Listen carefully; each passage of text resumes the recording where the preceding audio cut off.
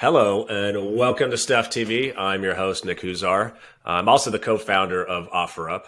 And after watching billions of dollars worth of goods exchange hands every single month, I started asking a lot of questions about how my very existence impacts the planet. And I've scoured the internet and I found it extremely hard to find good answers to this. So I thought I would take some time on my own personal journey and interview amazing thought leaders in this space, hoping they can enlighten us about how our very existence impacts the planet. Really focused on stuff. If you look at the 50 billion tons of CO2 that are emitted into the atmosphere every year, I think about over 30% of it has something to do with all the stuff that we have in our lives. And so I'm excited today to talk about energy, specifically EV batteries, with Relyion Energy. And our guest today is Surinder, the founder of the company. And so thank you for being here. Excited to dig in and learn a lot more about EVs. I think there's a huge future in this space. And clearly, if you look at what EVs are comprised of, an important part of that car is the battery. It's probably the majority of the car, in fact. So Surinder, why don't you just kind of brief introduction and your background and how did you get into this business? Excellent, Nick. First of all, let me start with this. I'm really amazed as to what you've been doing with OfferUp and what you're doing now. So my story, actually, I was born and brought up in India. I started my career in chemical engineering. That was the conventional path to having a good career. So either become an engineer or doctor in India. That was the known story. And that's what I followed. And I did my bachelor's there in 2002, finished that, and then came to the US to pursue my PhD in chemical engineering. And that actually changed my life considerably. Up until then, it was more about, doing the tried and tested path. And after that, when I got into the PhD, that introduced me to the sustainability. And this was like 20 years ago. I was really fortunate to have a very good advisor.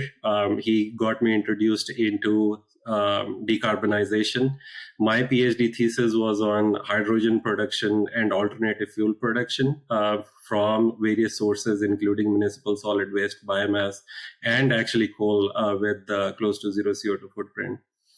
After my PhD, I worked through the corporate career or the corporate ladder. I worked for GE for close to 10 years. And that's where, again, I continued my path on decarbonization, where I developed technologies on carbon capture, alternative fuels production, solid oxide fuel cells, and very importantly, batteries, amongst all the other technologies. 5 or maybe actually 6 years ago, I started an incubator for a very large power producer, actually the world's largest power producer in the world. And this incubator, I was leading specifically carbon management and energy management programs. And that continued these decarbonization technology developments. And a few years ago, I dug deep into developing my own company. I met my co-founder. We struck the chord. We had the same wavelength. And I was really excited about lithium-ion batteries and what EV batteries did for decarbonization of the transportation sector. But then actually a few years ago, we saw that there is a significant challenge with respect to the sustainability and the circularity of the batteries. And there were technical and business problems that needed to be solved. And that's why I started Relyion. Yeah. I always like to start each episode with a macro view of the challenge, right? Because I'm going back to the 50 billion tons of CO2. And in this particular case, I think for this episode, about 16% of all CO2 emissions come from transportation. And so it's a massive area of investment. And when I say transportation, actually more than cars, I'm thinking planes, cargo ships. These are all part of it. And so it's just an exciting future when you think about EVs. It seems like everybody is doing something around EVs, not just cars now. Like there's a company in Seattle here that's retrofitting boats. The former CTO of Airbus is building the hydrogen plane. Wants to retrofit existing aircraft, but they're also building electric planes. Yeah. And it's just such an exciting future if you fast forward, where I think all of this is going. maybe a question for you would just might be helpful is just kind of, for the audience, just a history of kind of EV batteries over the last 10 years. Like, how has this space evolved? Right. So, it's been an exponential growth, but still actually we're small in numbers. Right now, there's roughly about like 4 to 6% of EV penetration in the US. But it's exponentially growing. And this started about like 10 to 15 years ago.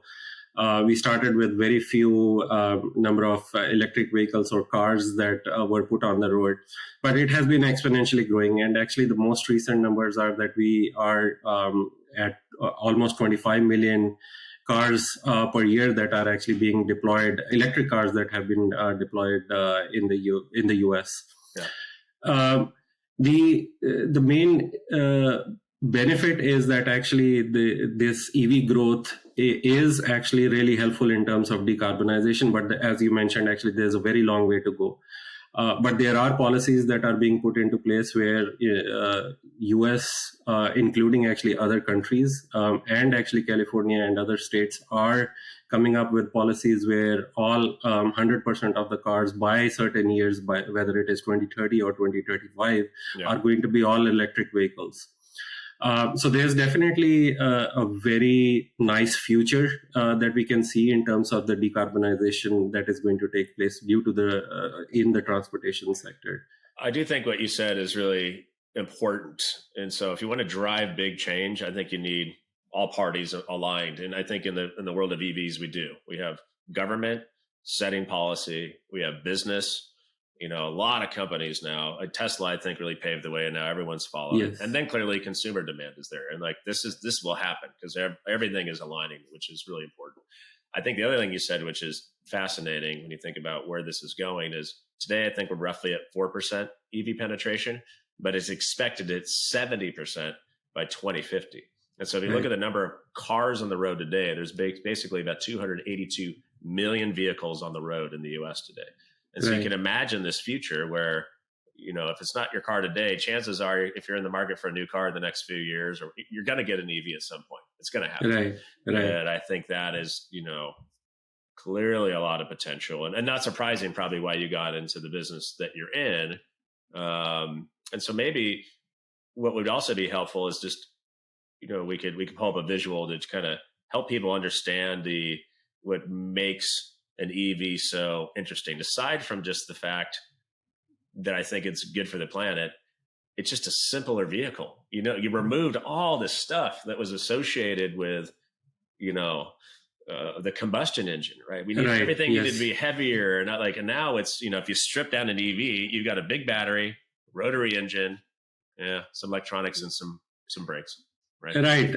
So there's very few moving parts, and that is actually a key differentiator amongst other things in terms of decarbonization. But there are very few moving parts, and due to that, actually, they can be very long lasting and requires very little maintenance. One of the things actually that we are addressing as Relyion is that when you reach the end of life of the electric vehicles, what happens with these batteries that they retired, and that has been actually a challenge, and that's what actually we recognized as a challenge and as an opportunity, that if we need to develop something, then what we should develop technologies that can handle these batteries after they retire. And currently there's only like two options. One is recycling, where you take the batteries down to the material level and reintroduce these critical materials back into the new battery supply chain. Mm-hmm. And the other option is to actually repurpose these batteries for other applications, which could be in the stationary energy storage sector. And when we're talking about decarbonization, actually, it is really important that we have energy storage in the stationary energy storage sector also. Because of increasing renewable penetration, we need more and more actually energy storage that can handle the intermittency of the renewables. And that's where actually energy storage becomes really important, and the utilization of these batteries. So one of the things that I mentioned is with the increasing renewable penetration, we need actually more and more energy storage in the stationary energy storage sector or the grid level sector. And this is where it becomes really important that we can utilize these batteries that are retiring from the cars, electric vehicles, and repurpose them for this stationary energy storage system. So do you have a continuous sustainability and circularity piece that is covered by these technologies? So your value prop, I think, with your company is you can what, 2x the life of a battery theoretically? Yes, absolutely. Um, and this is beyond actually the life that the batteries spend in electric vehicles. So, for example, let's say if these lithium-ion batteries in electric vehicles last for like 5 to 10 years, and these are actually going longer and longer as we move into the future. Yeah. But repurposing them into the stationary energy storage, you can have an additional life of 15 to 20 years beyond the first life of these batteries in the cars. In your mind, how do you think this plays out in the future? Like, I think most people that probably have EVs now still just driving their EVs, right? I don't think we've hit that cycle where it's like the end of life and somebody's like, I still love my car, but my battery doesn't work. I mean, is that pretty common today, or? That's right. And so where we are right now is just at the beginning of this transition. What we're seeing right now, actually the batteries that are retiring. So these are the cars that started in about 2010, 2012 timeframe. And at that time, we were just in the very initial phase of increasing electric vehicles on our roads. So there's few or little supply that is there for these batteries right now. But this is what we know is that this is only going to exponentially increase, and this is a very predictable path that is going to be happening for these. And so right now is the time frame where we need to figure out what we will do with these batteries, and this is where the recycling and the repurposing comes into place. But just to differentiate though, there's an analogy that I use and I've stuck onto it is, what's the difference between recycling and repurposing and how do they work together actually? Mm-hmm. So the analogy that I use is that, for example, every time when we eat or drink, let's eat only like 20% of what we have and then compost the rest 80%. I'd still be hungry after that, though. Yes, but what I mean to say is that actually, even though the idea with respect to composting might be really good, but the implementation is really bad. So, with respect to electric vehicles or the batteries that are retiring from electric vehicles, what we have found out over the years is that actually there's 70 to 80% state of health that is left over in these batteries when they retire. Mm-hmm. And yes, recycling is very important. But there have been actually a lot of resources that have been put in to build these batteries. And so we should be actually utilizing them for as long as possible. Mm-hmm. And then at the end of the day, when they're not of use anymore, then we should be recycling these materials. Let's dig into that. And I think maybe helping just educate people on what does it actually take to make a battery when you get back to the resources and all the things that are involved. Yes. So, there are multiple types of lithium-ion batteries. So even though, normally we call them lithium-ion, but they come in or many different flavors. And there are different chemistries, different form factors. So for example, in the chemistries, there's the NMC, NCA, LFP, LMO. So all of these acronyms are, based on what are the elements that are used in these batteries. So, but importantly, what you utilize is lithium, nickel, cobalt, iron, phosphate, and so on. And LFP is actually a technology that is growing. But what this shows is that actually these are critical materials that are available at certain locations throughout the world. Yeah. For example, DRC that has certain limitations with respect to child labor and so on. So there are these issues that also need to be addressed as to where we are getting these materials from and how to utilize them most effectively and efficiently. And that is why actually recycling and repurposing both become really important.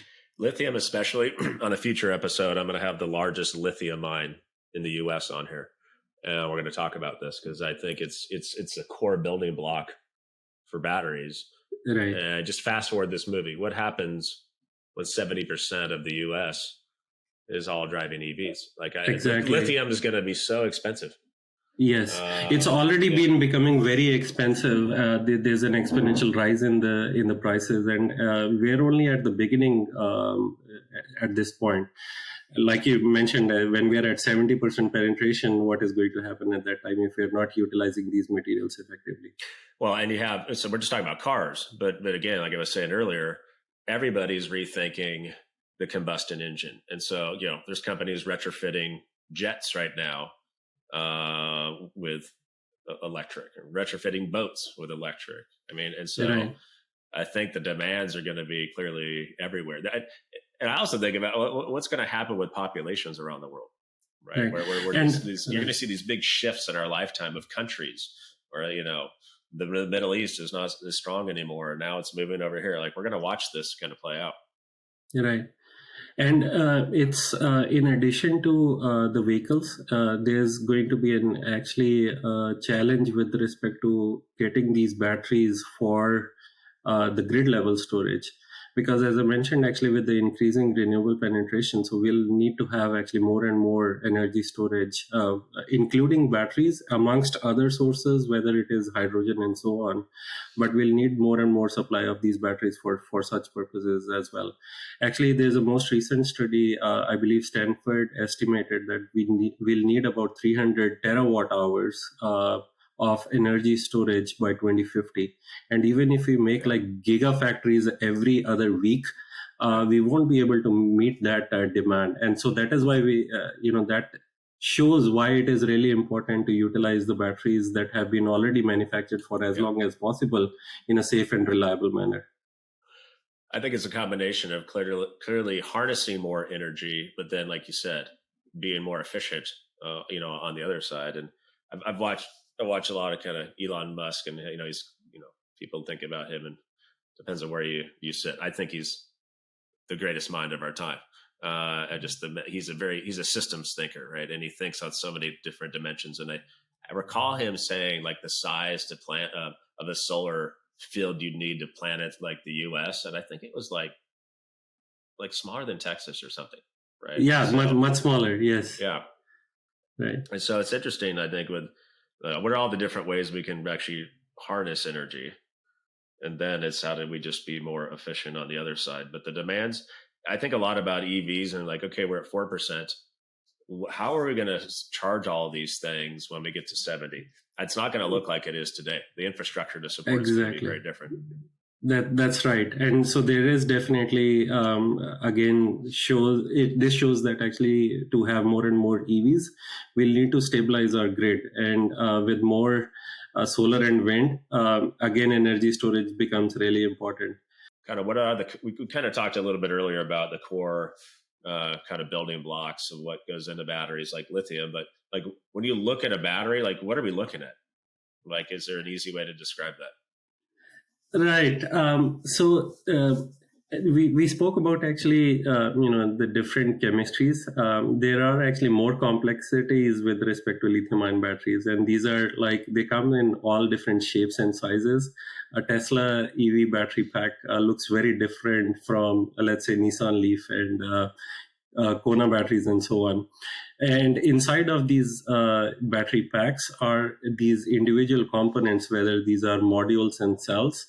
And the further complex piece over there is that actually they come in different form factors, which could be, cylindrical cells. So for example, Tesla uses cylindrical cells quite a bit. These are similar to like the AA and AAA batteries that we use, just different, size. Whereas other battery types include prismatic cells or pouch cells.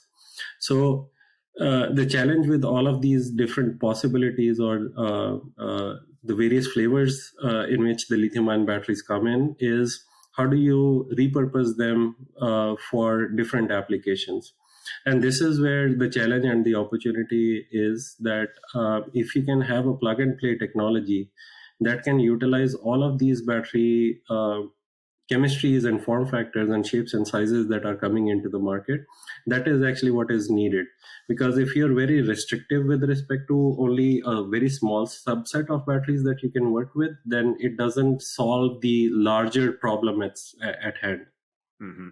Well, I think for your business, maybe can you kind of explain the process as you envision it to back to your point, when you think about getting all these supplies of batteries, ideally there's one standard and you just say, oh, that makes life easier for you, but that's not practical. I don't think that's going to happen. So how does your business actually work when you get all these different types of batteries? Right.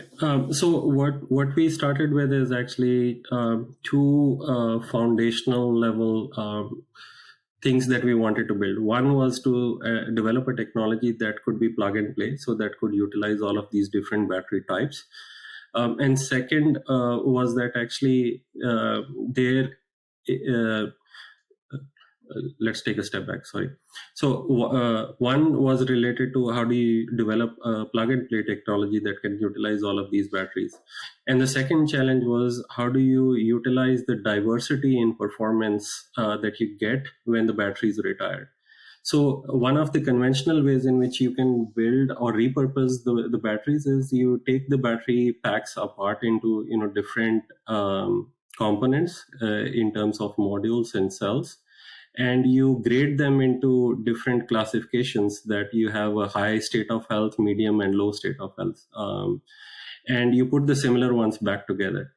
The good thing is that actually this works, but the bad thing is that actually it is so time consuming, energy consuming, labor intensive process that when you end up with making these repurposed solutions, these are more expensive than the brand new battery energy storage system that you can buy in the market. So there is no economical or financial reason why somebody would buy these. Mm-hmm. So what we started with was that actually, yes, one, it has to be a plug and play technology. And second, it has to be simplified enough in terms of building or repurposing these batteries that you maintain the economic benefit that that is associated with these. And so what we've developed is actually a number of different very important components. And I'll give an analogy again. That, for example, if you look at the human body, there are so many different organs that have very important key functions with respect to whatever they do. And then there is the brain that manages actually all of these different organs. So in the battery energy storage system, there are these inverters, the batteries, and so on that need to function really well. But at a very high level, the brain of the system is the battery management system, the BMS it is typically called. And so what we've developed is a new BMS, a new kind of battery management system that can handle these diversity of states of health. And that is actually a technology differentiator. That was something that was missing before, and that's what we've developed. So apart from the BMS, the other things that we've developed is distributed level of control mechanism, where the BMS is enabled by these hardware changes that we make at the component level so that they can be individually controlled. And we've developed actually a patented technology. We've also actually validated our technology where we've shown that these batteries can last for 15 to 20 years with sub 10% degradation. So this is minimal degradation. So it can go even longer than that. Wow. So, I know you're a fairly young company. So how far have you really tested this product? Like the hard part is clearly kind of scaling at this point, probably, but where are you at in your evolution? Right. So what we've done is actually maybe, one of the visuals that we can share is we've built these MVPs, the minimum viable products, but we've already validated them for many different use cases. And so these are like hundreds of kilowatt hours of systems. And typically, for example, if you take an example of a Powerwall, the Tesla Powerwall that is used for the residential sector, that's about 12 to 13 kilowatt hours. So one home would need that much amount of battery energy storage.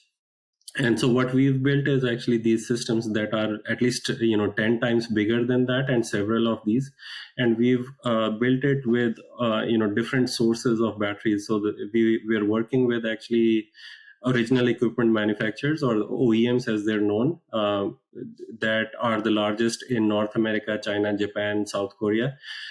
So we've taken actually batteries from all of these different sources and built these systems that have been tested under various conditions. So whether these are microgrid applications or grid-tied systems, with the use cases being renewable integration, electricity bill reduction due to demand charges, and so on, backup power. So with all of these use cases, what we've already shown under real life scenarios that these can last for like 15 to 20 years. The next stage of the company is that actually we're taking it out to actual pilot sites and early adopters, where these systems will cover very specific use cases. So there are two beachhead markets. One is for electricity bill reduction for the C&I sector. And the C&I being, either large warehouses, large manufacturing facilities, and so on. And second is for electric vehicle charging. And one of the challenges with electric vehicle charging, as I think we initially mentioned in our call, is you would need to upgrade your AC infrastructure significantly if you need to have a very high uptime for the electric vehicle, so that they don't waste their time charging. Rather, they should be actually doing productive work. And so what we've done as one of the use cases is by having these battery buffered DC fast charging systems, is that actually you could charge really large electric vehicles, including trucks and buses, where these can be charged over an hour rather than actually like a 5-hour downtime and so on. How would you, because it just has more output. Yes. Okay. And so these are similar to actually, the superchargers, for example, that Tesla has, or level 3 chargers. Are these big machines then? Like you couldn't put these in a car, could you? Yeah. So it's almost like actually the analogy could be like a fueling station pump. So these electric vehicle chargers are almost the same size, with power capacity going to like 180 kilowatt, 240 kilowatt, 300 kilowatts. The difference being that actually these are backed by battery energy storage system. So what happens is that you do not need to spend a lot of resources to upgrade your AC infrastructure side, which takes actually a lot of time and money to do that. Yeah. So what this does is that you can have the same AC infrastructure, have the battery buffered chargers, so that you can do it in a really fast time frame, and also at a very low cost. Yeah. Well, what do you think? I know we're almost at time. We could probably geek out on batteries all day, but I think, where do you think, if you fast forward this into the future, I guess two questions. One, what do you think are the challenges, especially I think for your company, to try to get scale? And then I think the second one is when you think about, kind of the future of EVs, like where do you think we're going? Right. So I think definitely to answer the latter part of the question, the future of EVs, I truly believe that is definitely the future, and that is going to actually benefit all of humanity. And it's not just EVs, actually. I truly believe that electrifying everything or electrification of everything that is known is the pathway to go in terms of decarbonization. So there's definitely all things are getting aligned with respect to what the humanity needs versus where we're going in terms of developing different technologies. Where we see ourselves out into the future, I think with all of the intersection of decarbonization and electric growth, and batteries increasing penetration almost every part of our society, what we see is that actually repurposing is going to become a very important piece in this whole effort with respect to sustainability, circularity, and decarbonization. And there are going to be many different opportunities, and hopefully, we can solve one of the challenges that is associated with respect to decarbonization. Yeah, I think a lot about, I use the word, I think circularity a lot. If you think of a lot of our, the way a lot of products and stuff works, it's kind of, there's a lot of single use out there, and it just goes to landfill, right? It's just, but there's so many opportunities to rethink the way we've done things. Like there's another episode I'm going to do soon around cement. Cement, the mix we use today is basically the same kind of mix that we had in the 1700s. Like it Right. hasn't Yes. changed a lot. And if you think a lot of what's in cement, it's, there's a lot of air that like you could reuse plastics. We waste a lot of plastics. Like there's a lot of things you could do there. And so I think there are a lot of opportunities for circularity.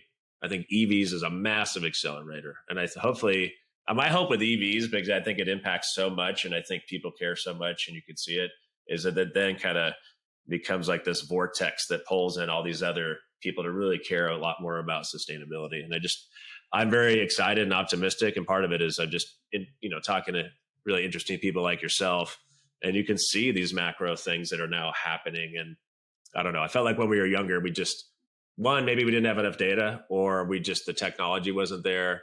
But I see a lot more of that, and it makes me really, excited where we're going. So if people want to learn more about your company, I guess maybe they can go to your website, right? Just Relyion Yes. Energy. Yep. Yes. www.relyonenergy.com. Yes. Appreciate you for being here and, talking about batteries. And, I think it's a very top of mind topic when you look at EV adoption going from 4% to 70% by 2050. That's going to be, your company is in a really good position to help create a more circular economy. So thank you for sharing that here. Thank you, Nick. Very excited that we had this conversation. Looking forward to it.